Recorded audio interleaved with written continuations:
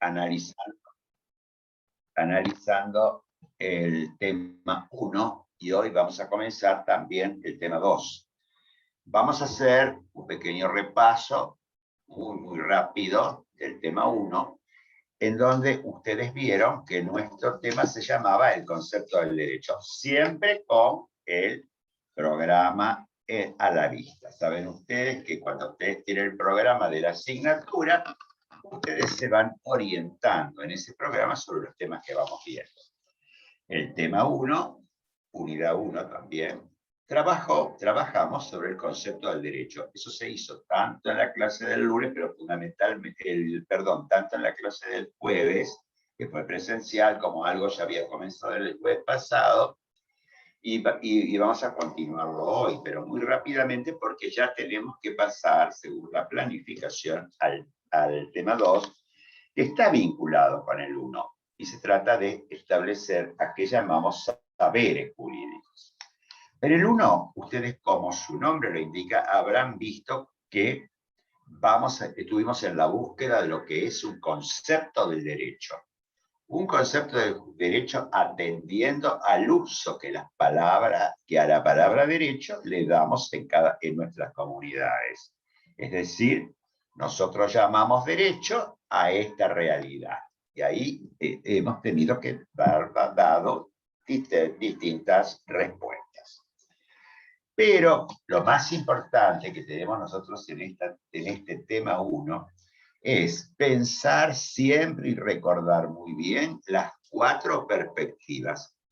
Esas 4 perspectivas nos van a llevar a establecer cómo llamamos y por qué llamamos derecho a un determinado fenómeno complejo que se da en nuestras sociedades. Esto que estamos haciendo es distinto que una mirada estrictamente filosófica que busca un concepto abarcativo, universal del derecho. Nosotros lo que estamos mirando es ver a qué llamamos derecho y por qué a el fenómeno social y tan complejo y heterogéneo lo llamamos derecho. Entonces, para saber eso, buscamos las 4 perspectivas. Las 4 perspectivas, si ustedes no lo recuerdan, están en el mismo programa que tengo aquí: la perspectiva estructural, la funcional, la valorativa y la argumentativa.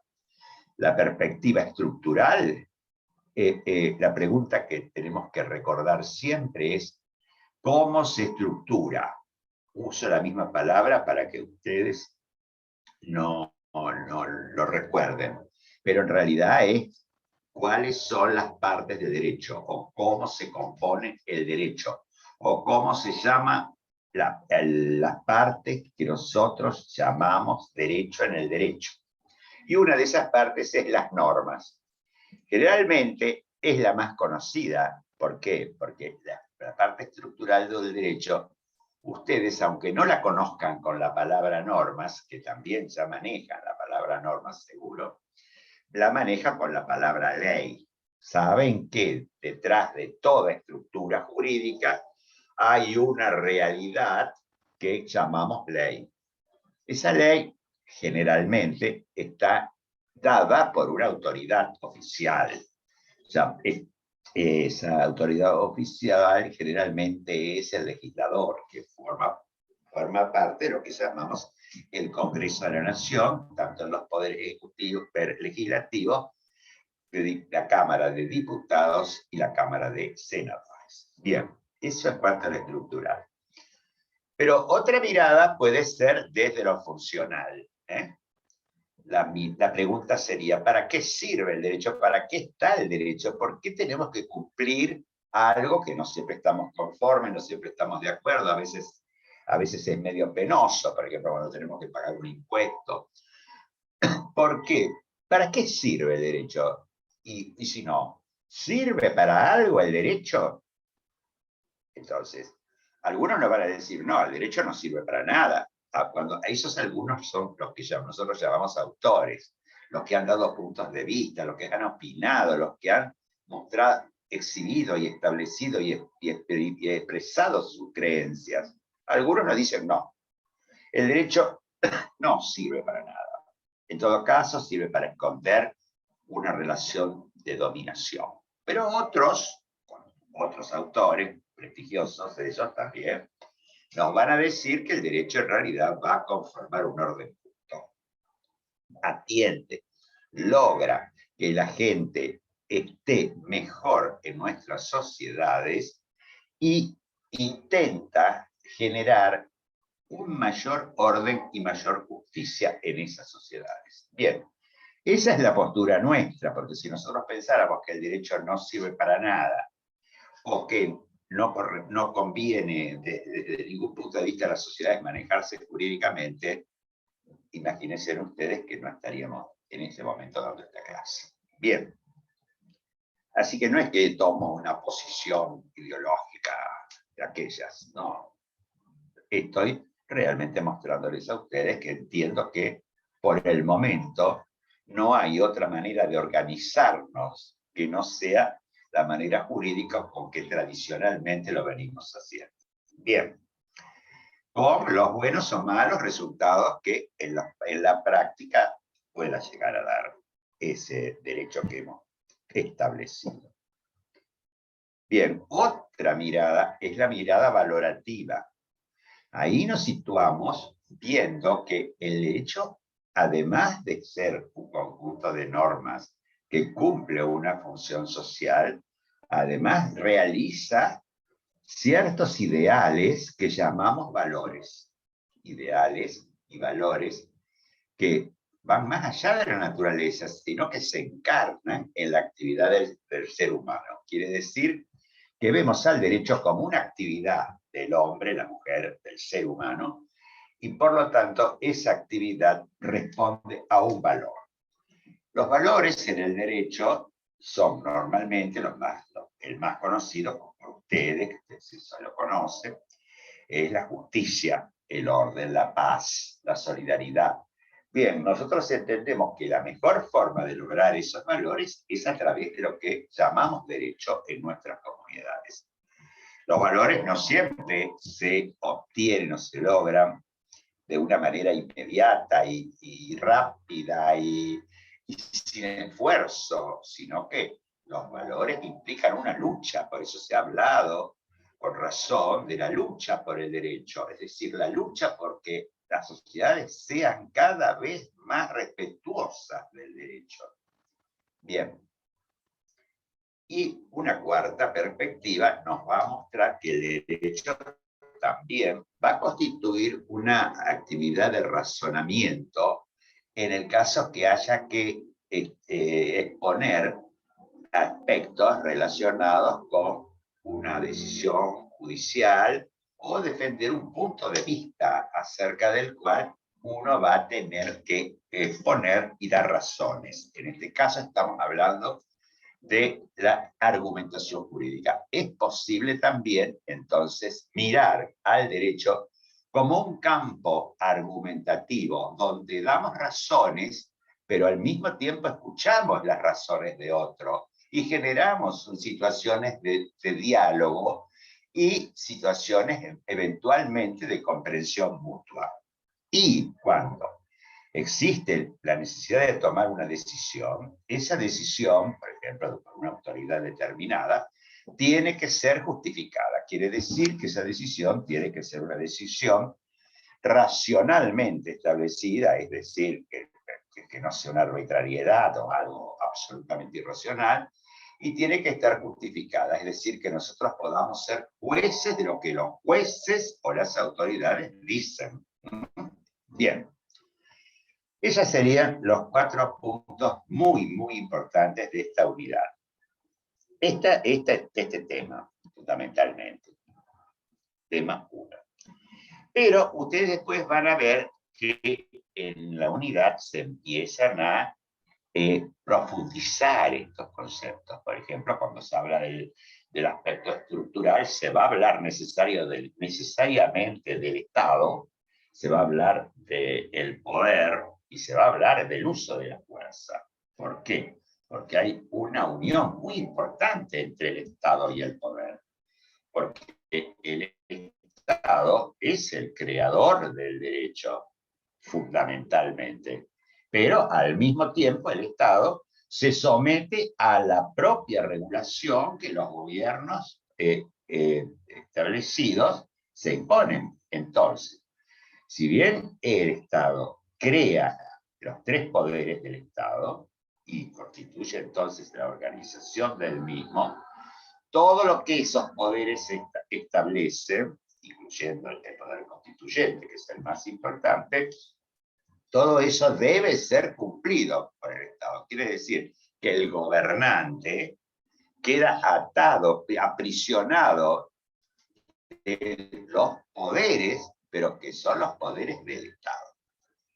No son entonces poderes del gobernante. El gobernante los tiene en el momento de su ejercicio y en el momento primero en el momento de su elección y luego en el ejercicio, pero para establecer lo que el derecho manda y lo que el Estado manda. Entonces, ven ahí que hay una ligación muy importante. Por otra parte, el derecho va a controlar que el Estado no dicte normas contrarias a los valores humanos y a los valores solidarios de los seres humanos. Pero entonces que hay una correlación y una íntima relación, pero al mismo tiempo una relación de control. Bien, van a ver ustedes entonces que cuando hablamos del poder vamos a ver esos tres poderes del Estado que están tan presentes, que son independientes pero que están relacionados. El poder ejecutivo, el poder legislativo y el poder judicial. Estos poderes tienen que estar ejercidos por hombres y mujeres, no hay otra forma. Estos hombres y mujeres no son el poder mismo, son delegados nuestros, delegados de la soberanía que recibe el pueblo, pero el pueblo es el titular del poder, de todo el poder. Entonces estos delegados y gobernantes deben actuar conforme a derecho sin apartarse de lo que el derecho manda. Bien. Digamos, tampoco podrían hacer lo que quieren porque, o actuar arbitrariamente, porque hay una serie de controles que vamos a ir viendo ya a lo largo del curso entre los distintos poderes. Pero eso lo digo con relación al Estado, en relación a lo que llamamos el aspecto estructural del derecho. En materia del aspecto funcional, ustedes van a ver que en la bibliografía les pedimos que lean o estudien autores como Marx, como autores desde el punto de vista, digamos, que ven al derecho como una función negativa, a que estudien el derecho como los autores que ven como una función positiva que realiza el derecho. En ese caso es para que ustedes vean que no todo es igual y que las distintas ideologías deben conocerse, a fin de que ustedes en su momento, cuando tengan la posibilidad de realizar una crítica fundada, formada y constructiva, puedan hacerlo.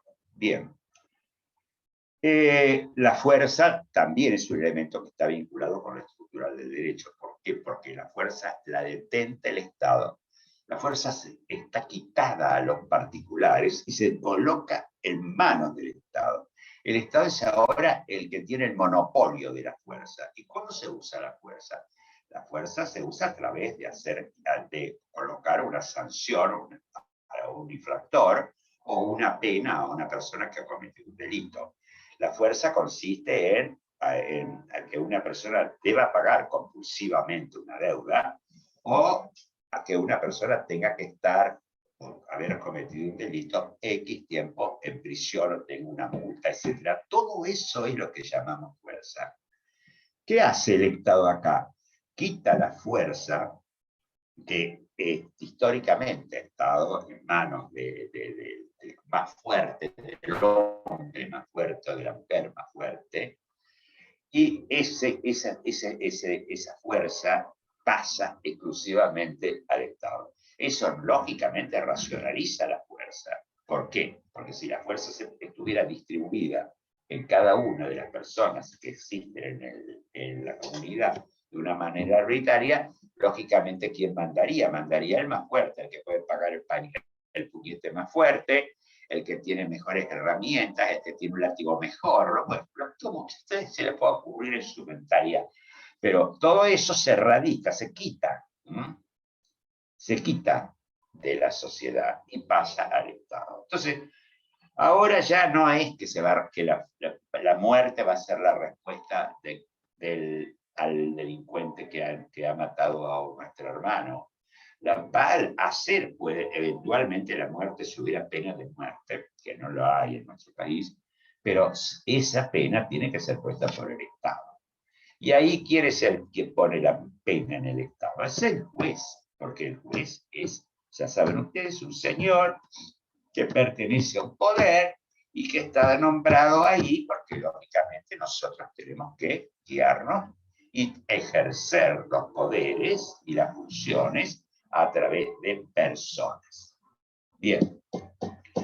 Por eso la importancia que tienen las personas ahora que estamos enfrentándonos a una elección y en países como este, como los nuestros, tan personalistas, en donde más que mirar las ideas políticas de los partidos, de las facciones, de los grupos, etc., se mira a las personas. Fíjense la importancia de la personalidad humana en cuanto va a ejercer un poder que está dado por la Constitución, pero que está dado a todos los ciudadanos para que a través del voto elijamos a la persona que mejor nos parezca para dictar las normas, para usar la fuerza y para que ustedes vean que es posible gobernar de una manera acorde con lo que uno ha prometido, ha indicado en su plataforma, etcétera, etcétera.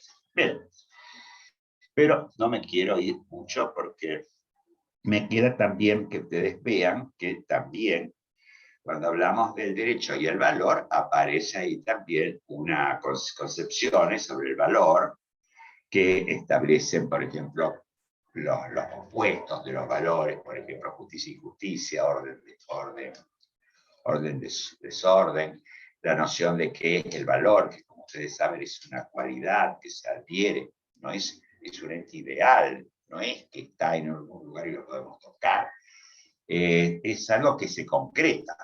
Y los valores jurídicos, ¿dónde se concretan? Se concretan en el fenómeno jurídico. Se concretan cuando alguien paga un impuesto, cuando paga una deuda, cuando percibe una pensión, cuando presta un trabajo, cuando el trabajo es pagado en la forma que es pertinente. Ahí se van realizando, concretando los valores jurídicos. Y de esos fenómenos vinculados con el derecho, diremos que son valores positivos o valores negativos. Por ejemplo, la cárcel normalmente no constituye un valor positivo para la persona que delinque y es ingresada en ella.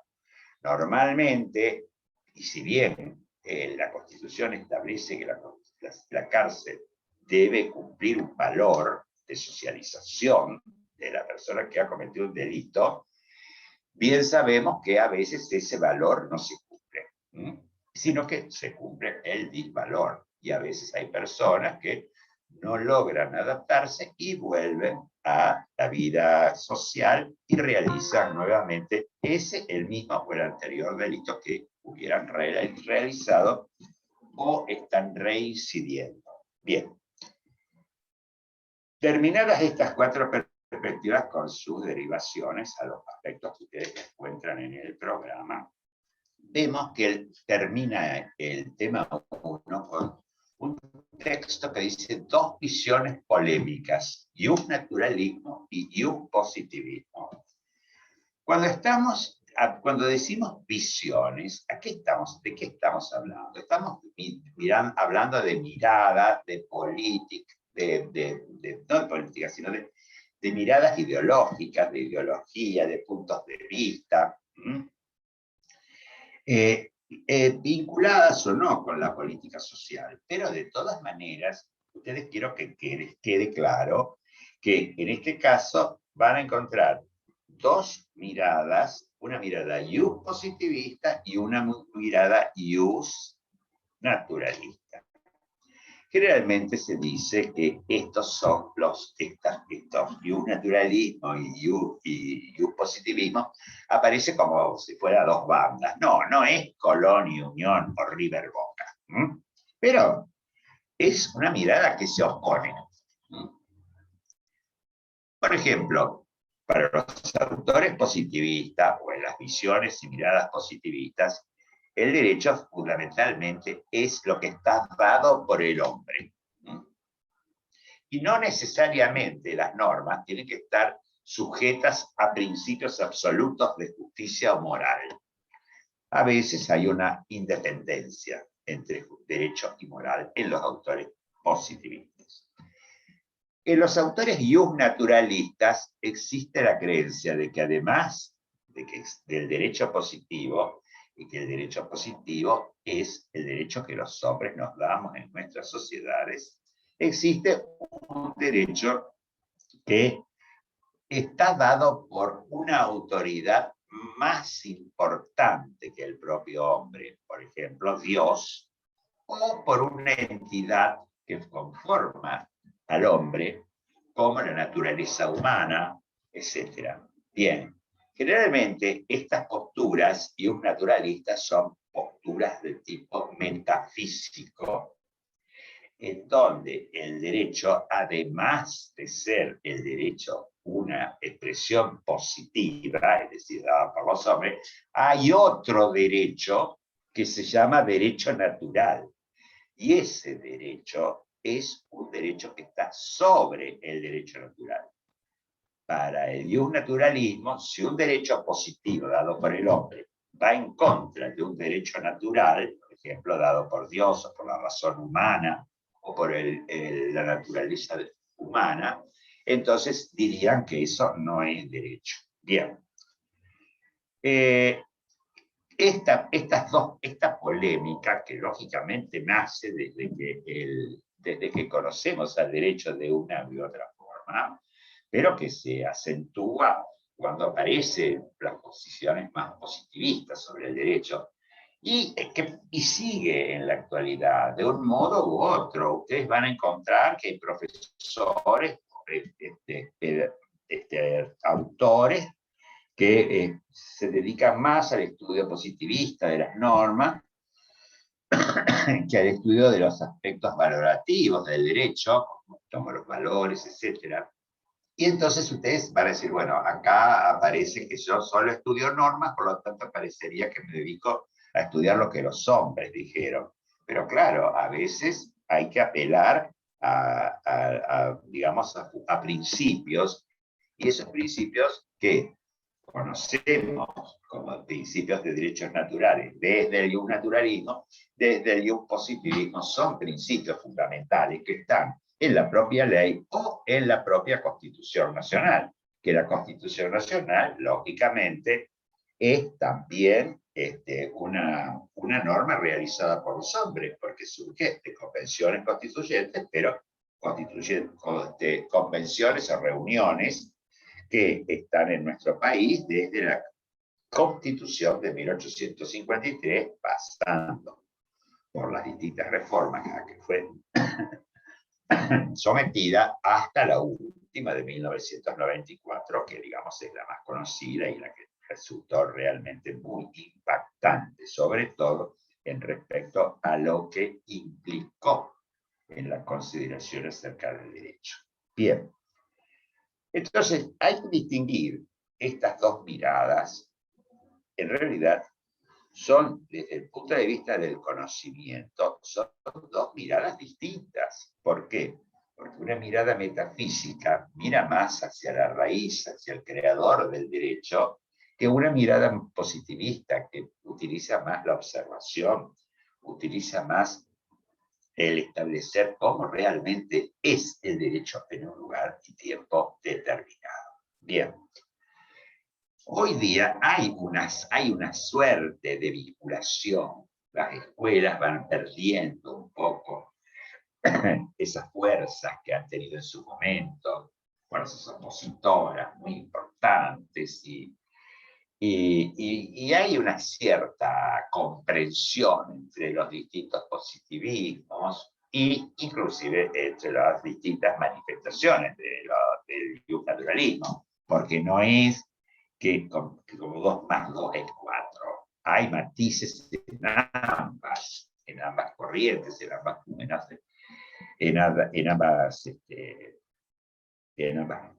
partes, ¿no es cierto? Yo diría entonces que son maneras de ver el derecho, distintos enfoques de ver el derecho, que cada vez aparecen mucho más, digamos, comprensivos entre sí. Bien. Con esto yo creo que podríamos pasar a los saberes jurídicos, es decir, al tema 2 para no quedarnos tanto en esto. Bueno, los saberes jurídicos son, ¿no es cierto? Vamos a hacer un análisis del tipo de conocimiento que se fue dando acerca del derecho. Este análisis lo vamos a contextualizar, a ceñir solamente a Europa. ¿Por qué? Porque de alguna manera nosotros surgimos, ¿no es cierto?, para nuestra civilización occidental de Europa, como ustedes muy bien lo saben. Bien. Entonces, ¿cómo se conoció? ¿Cómo se fue armando el derecho? Entonces, vamos a hablar sobre todo de las expresiones más jurídicas. No vamos a hablar de cómo antropológicamente aparece el derecho, pero probablemente más o menos nos imaginamos que hubo que distribuir de alguna manera la comida, de alguna manera el poder, de alguna manera la riqueza, entre comillas, lo que había.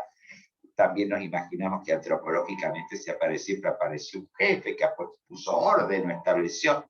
Después ese jefe se va a convertir en un jefe de tribu, etcétera, etcétera, etcétera. Pero nosotros vamos a ubicarnos en Roma y sobre todo vamos a hacerlo en las expresiones jurídicas vigentes. Entonces vamos a empezar a analizar ahora lo que nosotros en el programa, ustedes van a ver en el programa que hablamos de modelos de ciencia dominantes en las diferentes épocas históricas. Lógicamente, no podemos hacer una historia del derecho en estos 2000 años, 2500, 1600 años que vamos a repasar ahora brevemente. Pero vamos a mirar cuáles fueron los modelos más importantes que ha habido en todos estos periodos. Fíjense ustedes que podemos comenzar estableciendo entonces a qué llamamos modelo. Esto cuando decimos nosotros, este es un modelo de ciencia de tal momento histórico, lo que queremos decir que este es un paradigma. No usamos la palabra modelo en el sentido habitual de que modelo es lo mejor de una clase o de una categoría, sino que lo usamos para establecer el paradigma dominante en un momento determinado. Bueno, como dijimos que íbamos a empezar con Roma, digamos que Roma fue una cuna jurídica importantísima. Estoy hablando desde antes del nacimiento de Cristo, por lo menos 5 o 6 siglos antes, que ya había, lógicamente, porque donde hay 3 personas tiene que estar, yo diría, pero tiene que estar el derecho, 2 para que establezcan cuál es lo que opina cada una y un tercero que actúe como juez y le dé a una parte o la otra o establezca cómo se va a generar eso. Imagínense ustedes que naufragó un barco y están en una isla. Y son 3. ¿Qué hacen? Vamos. 2 vamos a ver, porque si lo queremos hacer, resolver adecuadamente, sin pegarnos, si nos pegamos, lógicamente va a resolver el que más fuerza tenga. Pero si queremos organizar, podríamos poner que cada uno establezca su pretensión, por ejemplo, comer 10 bananas por día del cacho de banana que tenemos ahí en la isla, que aparentemente por ahora sin esfuerzo parece la única comida. Entonces, podríamos poner un tercero que establezca cuántas unidades puede comer cada uno de nosotros, por ejemplo. Ahí fíjense que ya tenemos un atisbo de organización. Y es una organización de tipo jurídica, distributiva. de determinadas situaciones. Bueno, la sociedad hacemos lo mismo, distribuimos bienes, distribuimos servicios, distribuimos dinero, distribuimos cargas, distribuimos beneficios, distribuimos pensiones, distribuimos subsidios, ¿me comprenden? Pero en definitiva eso es lo que se está dando en cualquier agrupación humana, que no podemos profundizar. Eso habría que tener una actividad antropológica. Bueno, la antropología del derecho se encarga de eso, a ver cómo es que aparecen los primeros artículos del derecho, pero desde épocas, pero de millones de años atrás, ¿no? De la Constitución nuestra del 53 o desde la Roma imperial. Bien, pero nosotros vamos así a ubicarnos en Roma porque hay que poner un límite, un contexto. Vamos a ubicarnos en Roma, en la emisión, en el dictado de lo que se llamó la ley de las 12 tablas. Esta ley se dictó a mediados del siglo V antes de Cristo. Así que no había nacido Cristo. Como ustedes saben muy bien, Cristo nació hace 2021 años. Quiere decir que la ley de las 12 tablas nació hace 2521 años en Roma, que Roma lógicamente existía, imagínense cuántos años atrás. Así que estamos hablando de hace 2500 años. Bueno, había que conocer también el derecho, como nosotros lo conocemos, como están ustedes viniendo a la facultad a conocerlo. Entonces, allá no había facultad todavía para enseñar el derecho. Pero entonces, ¿qué se hizo? Se tomaron unas tablas de bronce y se esculpieron en las tablas lo que se llamó la ley del momento, la ley de las 12 tablas. ¿Qué había habido antes? Había habido mucha costumbre jurídica, es decir, una manera de organizarse en base a costumbres, que se consideraban obligatorias en muchos casos. Pero la ley de las 12 tablas de alguna manera genera que se centralicen esas normas en una ley que lógicamente era un texto escrito que era de material, era bronce, y eran exhibidas en el foro romano, que hoy día que van a Roma o leen sobre Roma, van a ver lo importante que es el foro romano, porque es un lugar donde todo el público, toda la ciudadanía vivía ahí, y ahí entonces se enteraba de lo que estaba estableciendo la ley, y eso era una forma de conocer el derecho.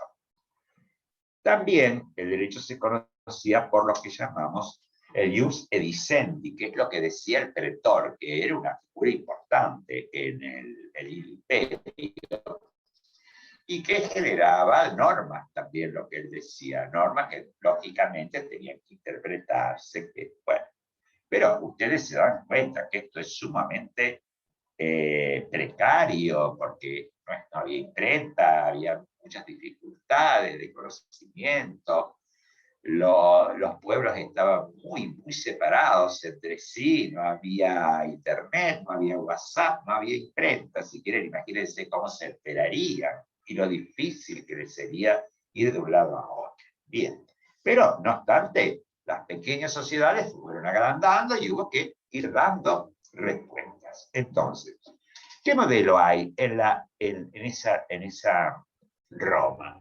Hay un modelo de tipo de derecho consuetudinario o costumbre jurídica. Modelo entonces consuetudinario o de costumbre jurídica, que pasa a ser un modelo que empieza a emitir leyes. Y la ley de las 12 tablas aparece como un elemento escrito que tenemos que tener muy en cuenta. Bien, ¿saben lo que vamos a hacer ahora? Vamos a dejar todo lo que pasó en Roma, que pasó muchísimo, y vamos a saltar prácticamente 100 siglos. Siempre estamos en Roma. Ahora vamos a estar en la época de un gran emperador como fue Justiniano. Justiniano, en el siglo VI, acuérdense que estábamos en el 5, con la ley de las 12 tablas, y ahora vamos a estar con Justiniano. Pasaron 10 siglos. Imagínense ustedes que hemos abandonado rápido aquello, porque aquello fue dándose, ¿no es cierto?, de una manera u otra, pero mientras tanto fue de alguna manera exaltándose y haciéndose más importante. Hoy día nosotros, imagínense lo que es esta realidad. Los romanos no lo hubieran soñado, otra que ciencia ficción. Pero nosotros que estamos mirando los momentos históricos, como se estudiaba el derecho, vemos que ahora, a partir del siglo VI, ya Roma tiene a un emperador como Justiniano que puede justificar. A ver, un momentito.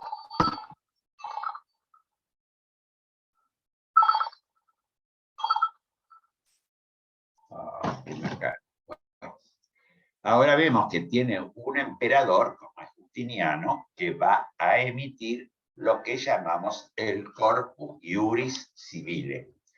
Ese Corpus Iuris ahora va a ser, digamos, una recopilación de todas las normas que venían siendo dictadas en esos últimos 10 siglos. Normas que algunas eran del Ius Edicendi o del Pretor, otras ya estaban en las 12 tablas, otras eran dadas por magistrados, otras surgían de costumbres jurídicas de determinados lugares, y va a lograr de ahora generar un conjunto de normas que se va a llamar recopilación. En ese momento también se empezó a usar la palabra código. Hoy día, nosotros cuando hay recopilaciones de normas, le llamamos códigos.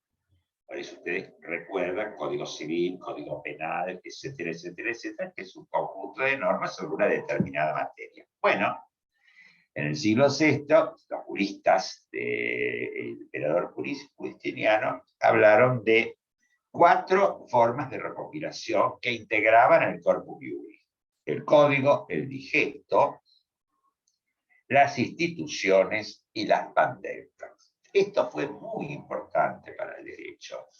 Y fíjense que va a incidir fuertemente en los siglos posteriores, y van a ver ustedes que hasta el siglo XIII va a aparecer lo que llamamos la Escuela de Bolonia, que va a trabajar estudiando esas recopilaciones, ¿no?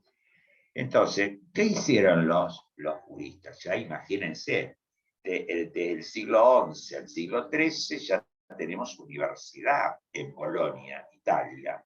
Y esa universidad, ¿qué iba a hacer? Iba a estudiar primero todas las reglas que había tenido el derecho romano.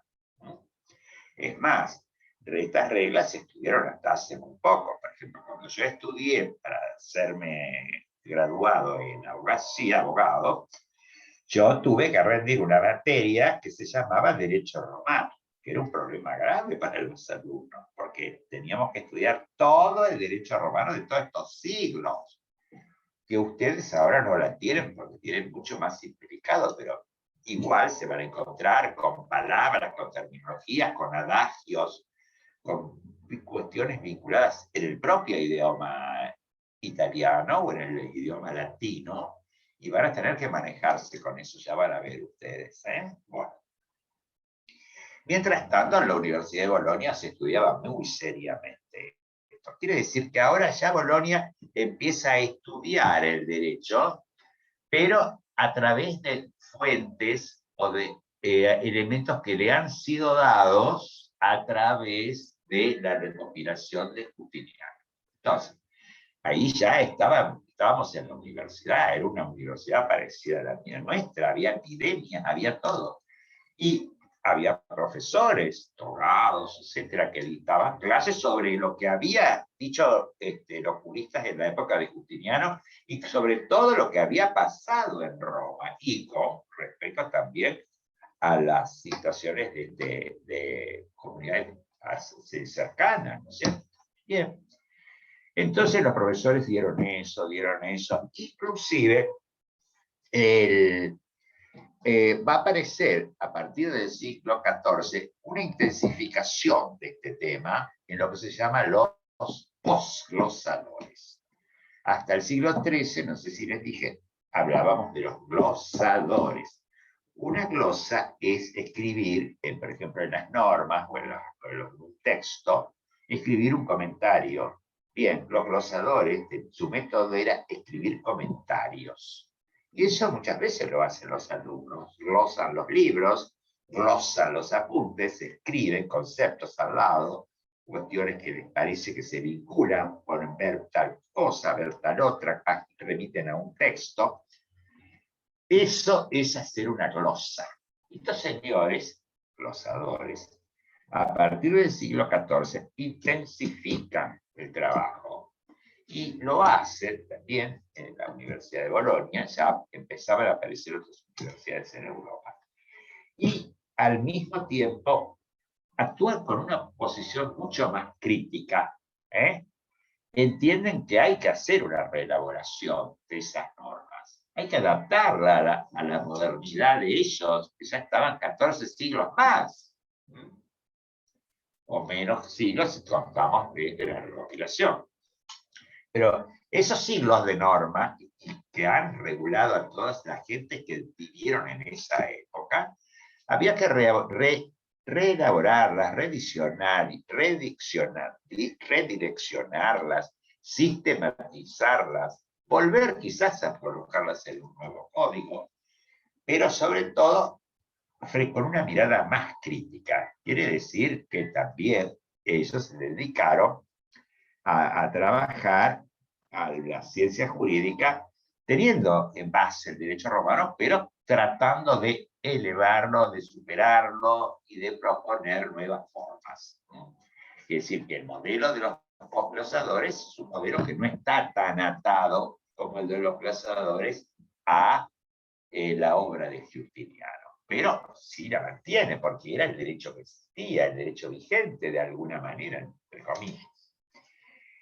Bueno, esto en el siglo XIII aparece un autor que es muy importante desde el punto de vista jurídico, que es Santo Tomás de Aquino, o Tomás de Aquino, como ustedes lo quieran llamar, que es un autor que va a aparecer en el siglo XIII y al cual se le atribuye, no el origen, pero sí el florecimiento de las escuelas de derecho natural cristiano, sobre todo trabajando sobre la época de Aristóteles, que estaba, como ustedes ya saben, en Grecia, trabajando también los temas del derecho y la política.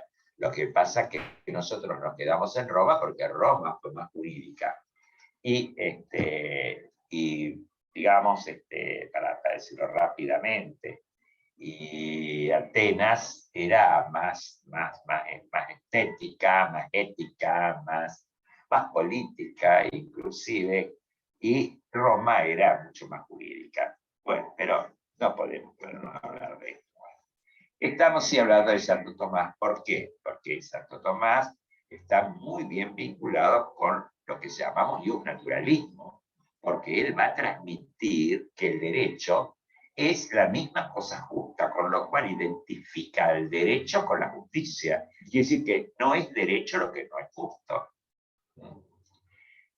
Entonces, la definición de derecho, justamente, de Santo Tomás siempre va a tener el elemento valorativo.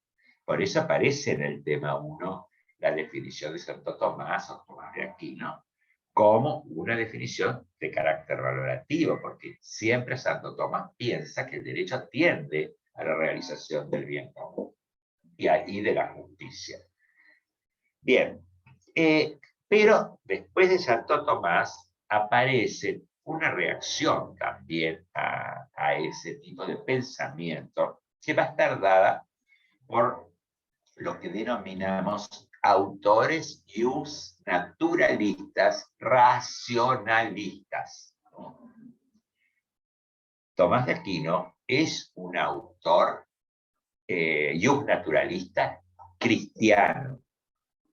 Y estos otros autores son autores racionalistas que medio se empiezan a abrir, no es que no fueran religiosos, porque en ese momento la religión resplandecía, sino que eran señores que querían más que nada mostrar que el derecho tendría que ser visto desde el hombre, y entonces generaron la idea de que el derecho forma parte de la propia naturaleza del hombre y de la racionalidad del hombre, y no está dependiendo, digamos, de un legislador supremo, un dios, etcétera, que esté planificando las normas que el hombre tiene que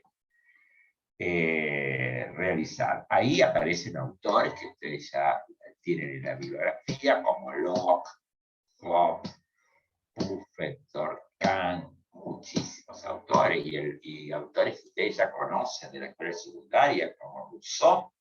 Acuérdense de la influencia que va a tener Rousseau, Locke, Hobbes, y nuestra revolución de Mayo, porque de eso se nutrían nuestros próceres de ese estudio, nada menos que de los franceses.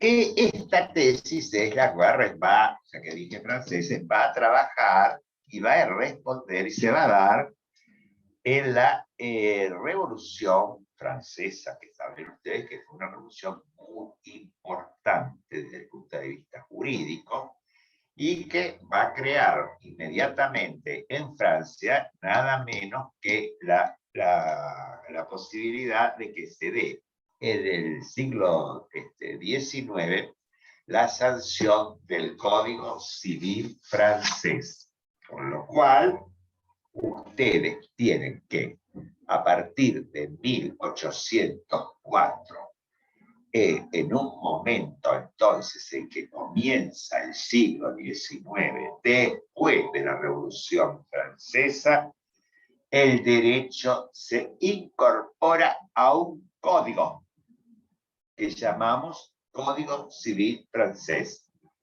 o Código Napoleón. ¿Por qué? Porque era durante el gobierno de Napoleón Bonaparte. Esta escuela de la exégesis va a encontrar ahora que el derecho debe ser estudiado desde el código. Entonces los autores dicen, bueno, el código va a traer todas las normas, el código es perfecto, el código es inamovible, el código es inviolable, vamos a estudiar el código y estamos con toda la cuestión superada. Bueno, esa es una mirada súper positivista. Es decir, si el código lo hicimos los seres humanos, porque lógicamente Napoleón mandó a una junta de grandes autores a realizar el código.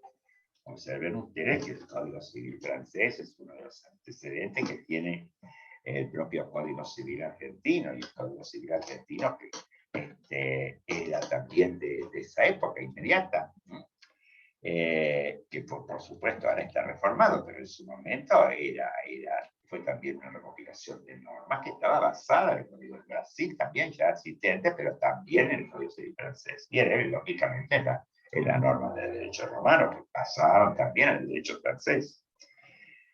Entonces, ¿cuál es el modelo que tiene Francia ahora? Es un modelo de derecho positivo. ¿Por qué? Porque se apega al derecho dado por el codificador o por el legislador en el Código Napoleón. Y bueno, esto de alguna manera fue bueno, porque de alguna manera fue concretando lo que el derecho es, y sobre todo lo que tenemos que estudiar los juristas, que en definitiva es lo que estudiamos, el derecho que está aquí y ahora en una determinada sociedad. Bien, pero lógicamente no fue Francia la única que aparece en el siglo XVIII, fin XVIII y XIX, con esta noción positivista, sino que también aparecen otras escuelas que son muy importantes. Una es la escuela histórica, que debemos como principal autor a Federico von Carlos de Savigny. Perdónenme la pronunciación. Esta escuela es una escuela muy importante, Savigny fue un gran autor, es una escuela alemana. Y va ahora a reivindicar que el derecho es más que legislación o ley o código, costumbre jurídica. Dice que el derecho lo hacemos los hombres. Es una mirada positivista, altamente positivista, pero no ya porque fue el derecho hecho por una autoridad, como puede ser un emperador o el parlamento de un imperio, etc., sino el derecho se hace en el propio pueblo. Por eso él va a decir que el derecho es como el espíritu del pueblo, es como el lenguaje. El lenguaje no se le enseña a nadie, ¿eh? El lenguaje se aprende. Esto viene bien para el lenguaje inclusivo actual. Para que ingrese en una sociedad tiene que ser muchos siglos, años por lo menos, para que vaya ingresando y sea aceptado por todo el mundo, por toda la comunidad y nos podamos entender. Y lo mismo pasó, por supuesto, con el lenguaje en el caso de Savigny. Él pensó que el derecho nacía y se iba desarrollando como un lenguaje. Fíjense que el lenguaje no tiene reglas anticipadas, no están las reglas de los artículos, de los sustantivos, de los adverbios. Cuando uno enseña por primera vez a hablar a un niño, le dice papá, ama, mamá. Pero no le enseña, mirá, la oración se marca con un sujeto, con un predicado, utilizando siempre el verbo amar, ¿entienden? Bueno, eso es lo que dice Savigny. En lugar de pensar que el derecho está dado por una autoridad y siempre dado, hay que pensar que el hombre lo hace, pero lo hace desde una costumbre jurídica. Eso no quiere decir que no haya normas locales. Bueno, habrá que generar normas locales y juntarlas, armar a lo mejor alguna vez algún código, pero todavía es temprano. Y fíjense que fue temprano para Alemania, fue tarde, digamos, para Alemania cuando creó su código, porque Argentina tuvo primero su código civil, claro, porque respondíamos más hacia la zona francesa, italiana, etcétera, y la propia España, que los alemanes que demoraron. Pero hay un tercer modelo de positivismo. Este positivismo, que es el positivismo de John Austin, es lo que llamamos la Escuela de Jurisprudencia Analítica. Este autor también es un autor que va a trabajar el positivismo en Inglaterra, pero ahora lo trabaja desde el punto de vista de que el derecho es lo que dice el rey, lo que dice el monarca, y la persona que aparece como súbdito tiene que cumplirlo, porque es el derecho lo que debe ser establecido por la autoridad o por el monarca. Es también otra forma de positivismo. Pero estas tres formas de positivismo que implican que el derecho es generado por el propio pueblo, por autoridades o por costumbres jurídicas o por lo que sea, o a través de métodos o procedimientos como la creación del lenguaje, pero fíjense ustedes que todas son formas positivistas. Bueno, estas formas positivistas, lógicamente, siguieron y siguen y seguirán hasta la actualidad. Fíjense ustedes que estas escuelas también tuvieron algunas variaciones, porque el propio Jhering se convirtió después en un racionalista, después hubo reacciones a los racionalistas, y otra escuela interesante, que también se puede mencionar porque es un modelo muy interesante, es el que ocurre en Estados Unidos en las primeras décadas del siglo XX. Bien, en Estados Unidos aparece una concepción que es la del juez Oliver Wendell Holmes, que desde una vertiente de filosofía pragmática pone el acento en la experiencia jurídica y no en la lógica. Para él, lo que el derecho es, lo que debe estudiarse, es lo que el juez dice. El derecho es entonces lo que los jueces dicen. ¿Qué hay que hacer con el derecho? Bien, estudiar lo que los jueces dicen para saber realmente qué es el derecho. Bueno, Holmes, lógicamente, fue precursor del realismo jurídico norteamericano, que todavía, lógicamente, tiene una incidencia importante entre nosotros. En el derecho positivo también tenemos autores relevantes también con nosotros, como por ejemplo Hans Kelsen, que lo van a escuchar hablar una y mil veces, y aparece en el siglo pasado las escuelas sobre teoría de la argumentación jurídica con autores como Toulmin,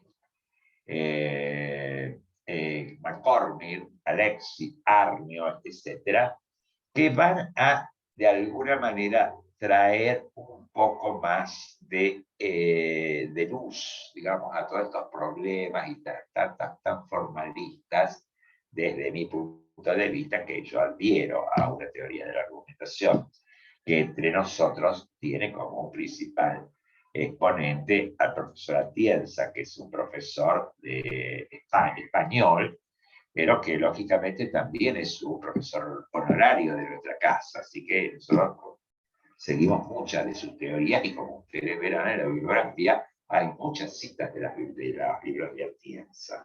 Bien, coetáneamente se dan procesos que llamamos de neoconstitucionalismo o de constitucionalismo, porque aparece la centralidad de la Constitución y de los principios constitucionales, también en el siglo pasado, y eso va a ser una mirada mucho más amplia y abarcativa en el derecho. Es otro modelo.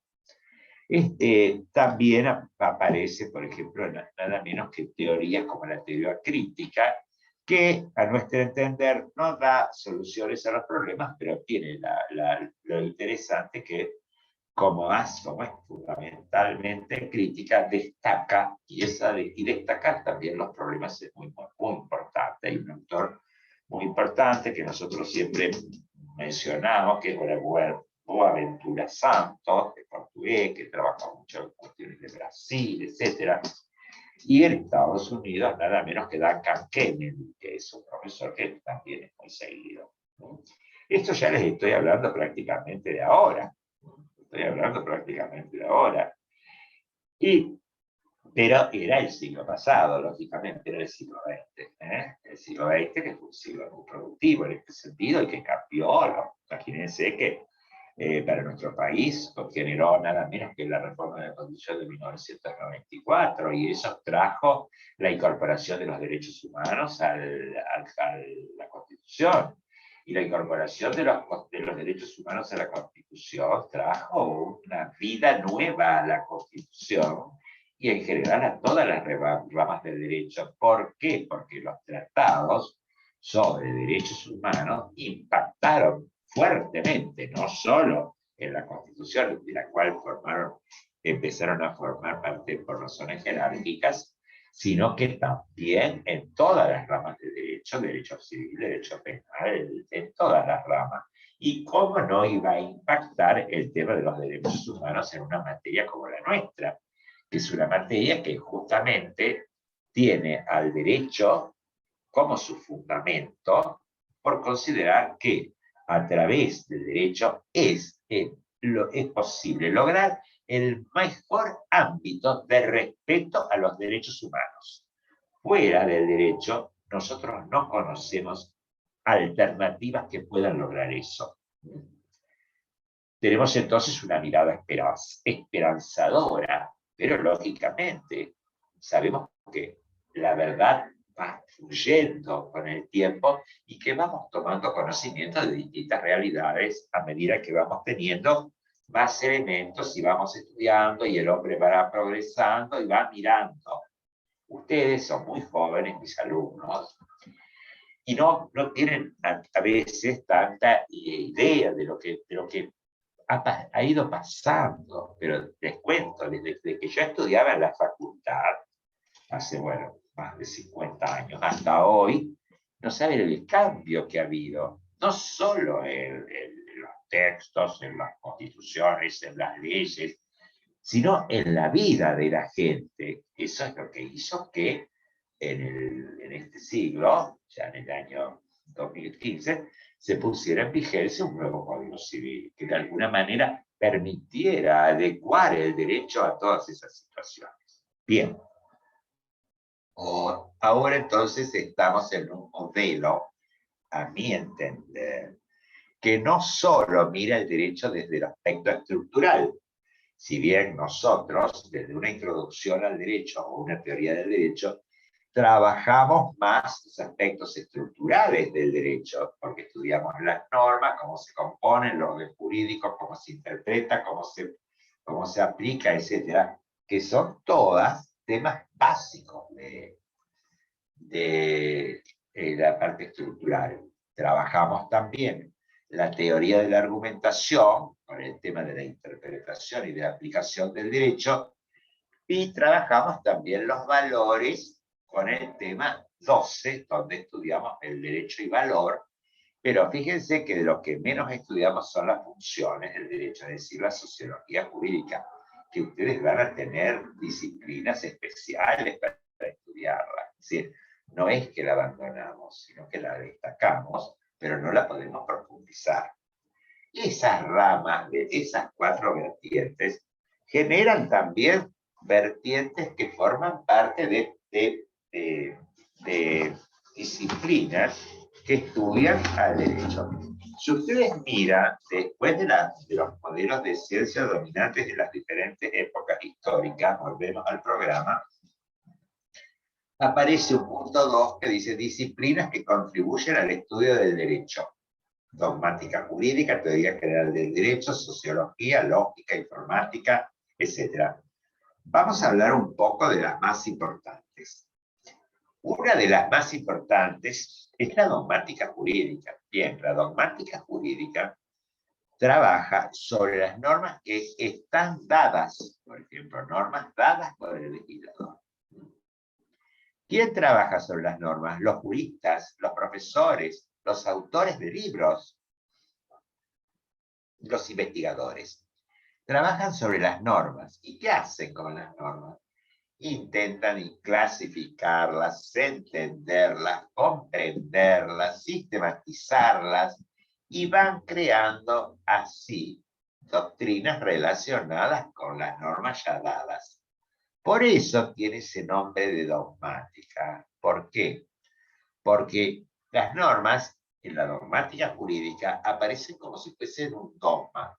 El que las está estudiando no las puede modificar, tiene que atenerse a la norma.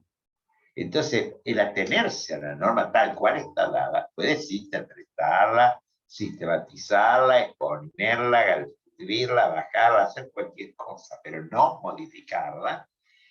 Entonces, el que estudia el derecho desde la dogmática jurídica tiene que hacerlo de forma concreta, sobre normas dadas por un legislador. Bien. Otra forma de estudiar el derecho es a través de la teoría general del derecho. Esta disciplina se suele llamar más formal y abstracta que la anterior. Y el grado de abstracción está dada porque ya no estudia las normas como son y como están dichas, sino estudia los aspectos nucleares, centrales, o de todas las ramas del derecho, una postura, o en relación a los distintos sistemas jurídicos en otra. Esta última es la postura de Austin, que ya me ha mencionado, que se dedicó también a estudiar la teoría general del derecho. Y ahí empiezan los estudios entonces de ciencia jurídica en sentido más estricto. Bien. Lo que nosotros hacemos en Introducción al Derecho o en Teoría del Derecho es una forma de teoría general del derecho. ¿Por qué? Porque estudiamos aspectos nucleares, generales de todo el derecho. Por ejemplo, qué son las normas, a qué llamamos normas, cómo funcionan las normas, cómo funciona el Estado, qué tiene que ver el Estado con las normas, ¿Qué es el lenguaje de las normas? ¿Con qué lenguaje se emiten las normas? ¿Qué es un orden jurídico? ¿Cómo se interpretan? Ven, estamos todo relacionado con las normas. Cuando uno estudia estos problemas y no estudia los casos concretos que las normas indican, está haciendo teoría general del derecho. ¿Cómo me vas a preguntar si tenemos fecha aproximada del examen? En este momento, mi estimadísima Marcia. Sigo. ¿Por qué? Porque me haces que yo lea el mensaje que tú me mandas y no es el momento. Ahora lo que tenés que hacer ahora es pensar qué es la teoría general del derecho. Disculpame, pero es una recomendación que te hago como abuelo, que puedo ser tuyo, para que puedas desarrollar mejor tu comprensión de nuestra asignatura, fuera de la cual tú puedes hacer lo que te parezca. Bien, además de la teoría general del derecho, van a encontrar en el programa que aparece el derecho comparado. El derecho comparado es otra forma de estudiar el derecho. Como la palabra lo indica, no se trata de estudiar el derecho de un Estado con el derecho de otro Estado. Por ejemplo, el derecho de Argentina con relación a Uruguay, o con relación a Estados Unidos, con relación a Chile, o con relación a Irán, o el derecho de Israel respecto al derecho árabe. Cualquiera de esas posibilidades es posible. Pero, ¿qué ocurre? El derecho comparado no solo se limita a comparar y decir, por ejemplo, el matrimonio en la Argentina es un matrimonio que puede ser igualitario entre personas del mismo sexo. Y en Dubái, si usted se toma de la mano a una persona del mismo sexo, la matan. Eso, ustedes dirán, es derecho comparado. Bueno, esa es comparación de las normas de distintos derechos. Pero el derecho comparado tiende a unificar el derecho, a generar situaciones más amplias, más comprensivas, que permitan una aplicación más fluida del derecho, inclusive en distintas latitudes, cuando tenemos culturas que admiten que tengamos esa reciprocidad. No es el caso, por supuesto, del ejemplo que acabo de dar. Bien. Hay un punto en una de las actividades que dice que establezca cuál es la disciplina que tiene más o menos abstracción.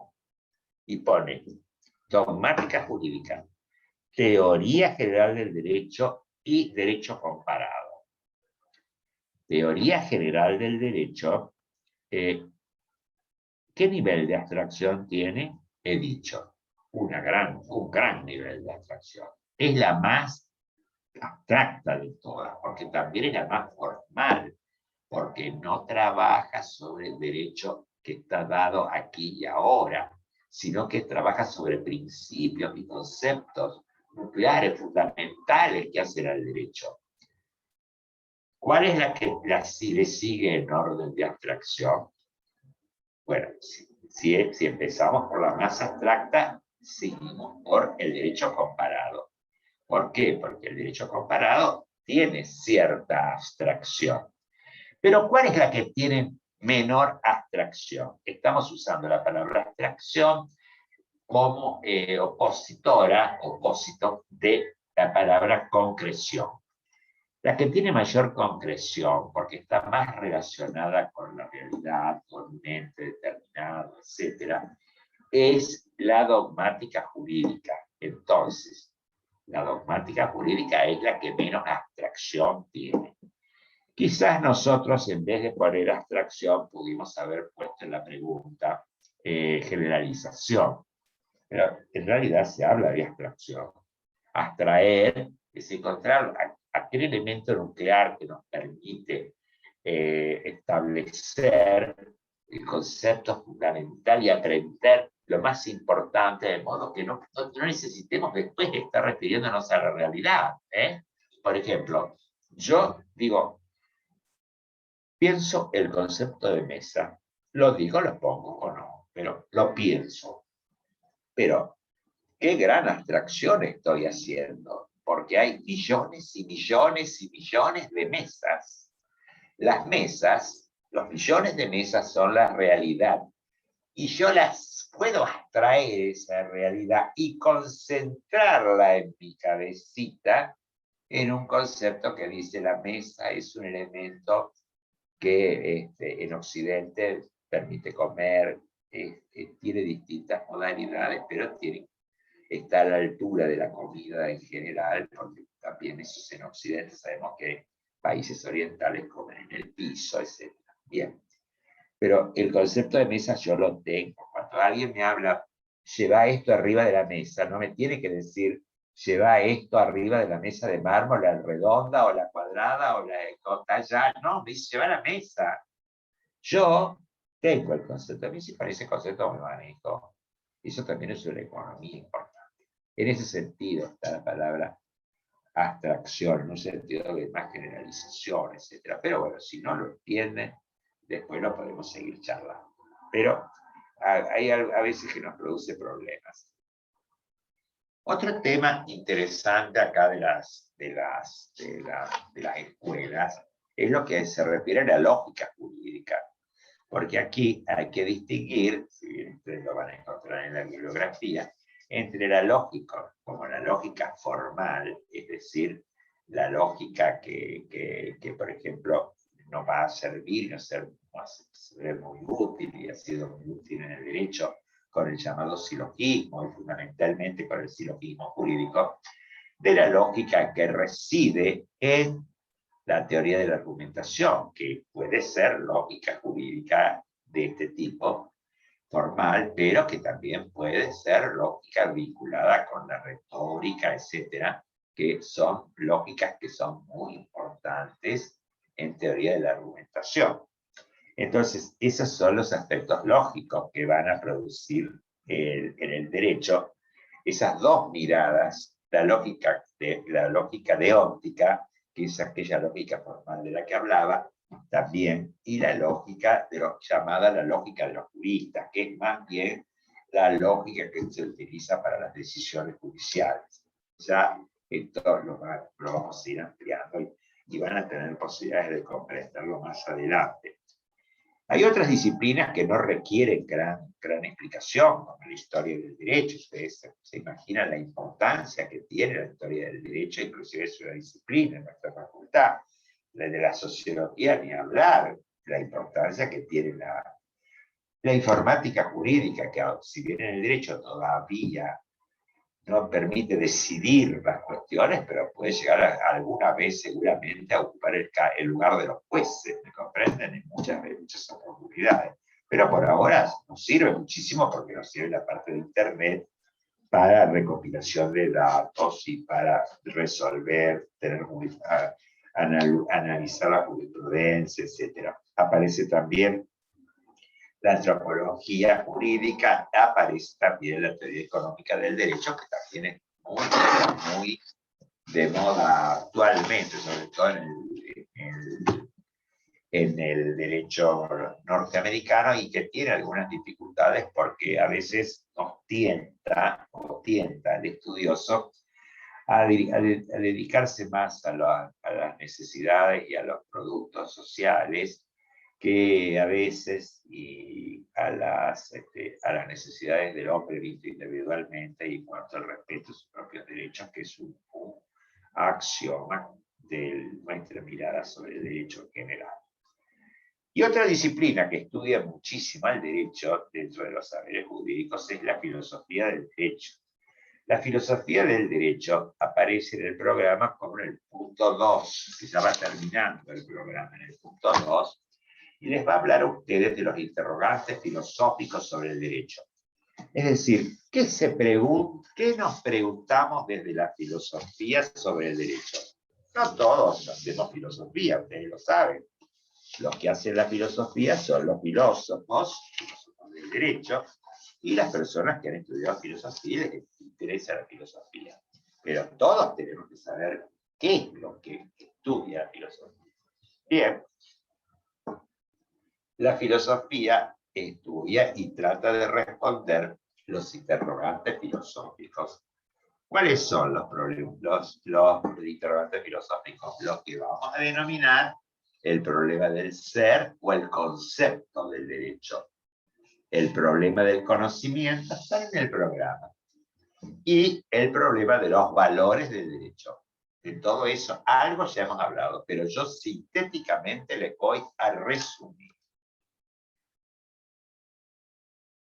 El problema del ser o del concepto del derecho. Ese problema en filosofía se llama ontología jurídica o teoría del derecho. Ya hemos visto que desde una teoría general del derecho o una teoría del derecho, normalmente lo que hacemos es buscar qué es el derecho aquí y ahora en nuestras sociedades. Pero si lo quisiéramos hacer desde la filosofía, ahí entonces estaríamos dentro de una ontología jurídica que pretenda establecer un concepto universal, un concepto unívoco de lo que se entiende por derecho. Este es una aspiración bastante complicada, bastante compleja, y ha tenido en muchas oportunidades respuestas metafísicas. Entonces, verán ustedes que el concepto del derecho del que mira la filosofía no es el concepto del derecho de nuestro tema 1, porque el concepto del derecho del tema 1 es como se da aquí ahora. Nosotros es más bien descriptivo de un complejo fenómeno al que llamamos derecho. Mientras que la filosofía, cuando busca las ideas, las razones últimas de todas las entidades, tiene otro espíritu de indagación, una indagación más profunda, más universalista. Bien, esa mirada es una mirada predominantemente filosófica, y los que cultivan a la filosofía pueden obtener excelentes resultados en ese tipo de indagación. El segundo problema que estudia la filosofía es el problema del conocimiento del derecho, es decir, que estuvimos hablando hoy del conocimiento. ¿Cómo se conoce el derecho? Algunos conocieron el derecho diciendo que el derecho era las costumbres, otros dijeron que el derecho se conocía a través de lo que es el derecho positivo. Otros decían que el derecho se conocía a través de entidades metafísicas como la naturaleza humana, la razón, Dios, etc. Entonces, cada una de estas miradas es una mirada epistemológica distinta, que tiene que ver con la concepción de los derechos, del derecho que uno tenga, con los paradigmas dominantes en una sociedad determinada y con los modelos también de ciencia que se están manejando en el momento. Bien. Entonces ahí sí hablamos de teoría de la ciencia, de epistemología jurídica, cuando analizamos el problema del conocimiento del derecho, que es un problema francamente filosófico. Y el último problema también filosófico es el problema de los valores del derecho. Ese lleva el nombre de axiología jurídica o teoría de la justicia. Esto está acá en el programa, así que no se pueden olvidar. Por supuesto, están los nombres que ustedes ahora necesitan una reflexión que les permita comprender y sobre todo les permita a ustedes exponer nuevamente frente a un compañero o a un docente o a quien sea, o entre ustedes mismos o en su propia conciencia, lo que ustedes han comprendido a fines de valorar si están en condiciones de realizar la actividad de autoevaluación que corresponde a este tema, y a partir de ahí enviárnosla de modo de lograr de esa manera la condición de alumno regular. Bueno, yo veo que yo estaría dispuesto ya a terminar la clase, la de la hora que es, no quiero seguir abusando. Mis clases son clases que van rápido, pero claro, van densas, son muy densas, yo me doy cuenta. Quizás tendríamos que seguir muchas clases para hacerlo con mayor tranquilidad y sobre todo poder escucharlos a ustedes. Pero bueno, veo que algunos ponen que hay muy buena clase, así que cuidado. Espero que les sirva a alguno, con que le haya servido a uno o dos, está bien. Pero estoy viendo la manito de Candela Vizcay hace mucho, no sé si la colocó y la confuso para después hacer una pregunta, o es posible que nos hagas la pregunta. Podríamos, Manuel, liberar quizás el micrófono de Candela para que pueda hablar. Sí, ahí está liberado para que se desmute Candela, si querés hacer la pregunta. Hola, profe. Buenas noches. No sé si se me escucha. Sí. Sí. Mira, yo te quería hacer una pregunta que dice, la teoría general del derecho no estudia las normas como son y como están, sino que estudian los principios fundamentales. Eso no entendí muy bien qué estudiaba.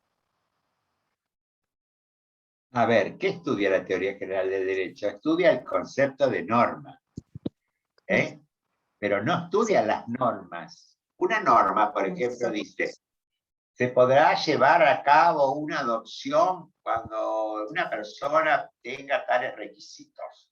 Otra norma dice, no se puede conducir a más de 40 kilómetros por hora. ¿La teoría general del derecho estudia esas normas? No. Esas normas concretas las estudia la dogmática jurídica. Sí. La teoría general del derecho estudia esos aspectos formales que se están dando, como el concepto de deber jurídico, derecho subjetivo, juez, etc., sin los cuales es imposible que exista una rama del derecho, o el derecho mismo. Nosotros, luego, creo que en la unidad 4, si no me equivoco, a ver, en el tema 4, no, en el tema 5, que es bajo el título Conceptos Jurídicos Fundamentales, vamos a estudiar justamente los conceptos fundamentales que estudia la teoría general del derecho. Tema 5. Ahí vas a ver, está hecho, acto jurídico, relación jurídica, negocio jurídico, situación jurídica, etcétera, etcétera, etcétera, etcétera. Pero te aconsejo ir a la bibliografía, Candela, ¿eh? Sí, Bien. sí. Bueno, muchas gracias. ¿Y de qué? A tus órdenes. Bien, hoy yo no les podía decir en la mitad de la clase cuándo es el examen. Pero lo voy a decir ahora, porque el examen está en la planificación que ustedes tienen. Entonces, si ustedes fueran a ver la planificación y navegaran todo el santo día en nuestra página, en nuestra clase, sabrían muy bien cuándo va a ser el examen. Y no tendrían que preguntármelo a mí. Yo naturalmente estoy a disposición de ustedes, pero me gusta más estar a disposición de ustedes para decirle qué es la teoría general del derecho y no para cuando hay examen, que el examen es lo último que me preocupa a mí. Y yo estoy seguro que a usted también les preocupa nada, porque el examen es una pauta nomás, una pasadita que tienen ahí, y se van enseguida a hacer civil 1. Lo que yo también quiero decir sobre el examen, que el examen, cualquiera sea la condición que el alumno haya tenido, presencial o virtual, va a ser exclusivamente presencial. No hay examen virtual si la situación de la pandemia se mantiene como hasta ahora. O mejor, lógicamente. Si variaran las condiciones, lógicamente nosotros variaríamos nuestra estructura. Pero no hay forma de no venir al examen porque el examen es exclusivamente presencial el día que nosotros le vamos a indicar a ustedes en nuestra plataforma. No sé si hay alguna otra pregunta, pero rápidamente así se van a dormir tranquilos. Bueno, ¿qué más, chicos y chicas? Profe, yo quería hacerle una pregunta de las grabaciones de la clase. Sí. Nosotros estuvimos viendo que ya subieron la presentación de la materia a YouTube, pero faltan subir las otras clases. Quería saber si las suben todas juntas después No, o... nosotros no estamos en YouTube, estamos en ¿cómo se llama? En una plataforma que es nuestra aula. ¿Ya estuviste navegando ahí? Sí, profe, la presentación de la materia, creo que el profe Manuel la subió a YouTube, porque el enlace da directamente sé. a un video de YouTube. Ah, bueno, entonces arréglense con Emanuel. Sí, sí, lo que hacemos una vez que finaliza la clase, la subimos a YouTube y después la linkeamos en el aula, en la pestaña de cada tema según corresponda a la clase. Así que, por Claro. ejemplo, hoy cuando termina se convierte y mañana en general la subimos. Por las dudas revisen, yo ahora voy a revisar el aula si está todo, pero la vamos subiendo así al día siguiente, en general la subimos. Claro, porque yo estaba buscando la clase del 26 y no la encontré. Seguí navegando, que la vas a encontrar. Tofolini. ¿Quiere hablar? Tofolini. Sí, profe, buenas noches. Hola. Yo entré hace poco a la materia Claro. y esta es mi primera clase Ah, y quería bueno. saber cómo eran las cosas para probar y todo eso, si había Bueno, exámenes, está trabajo. todo mira, tenés que navegar en nuestra aula. ¿Está No toda la sabés información ahí? Sí, está todo, ahí tenés todo, pero tenés que entrar varias horas al aula, estar todo el día en el aula. Hay Dale, cualquier muchas cantidad de material. Mirá, En el está el programa de la libro, materia sí, está todo especificado. está todo en el ambiente virtual. muchísimas Candela ya lo gracias. encontró. Así que, Tofolini, gracias por empezar hoy, te deseo toda la suerte del mundo, pero ¿cómo haces ahora para recuperar todo lo perdido? Vas a tener que, en vez de estar 8 horas, estar 16 en el aula virtual. No. Bueno, una broma para que duerman tranquilos. Mis saludos a todos y hasta el jueves que viene. Chao, profe, gracias. Gracias, profe. Gracias. Chao, profe.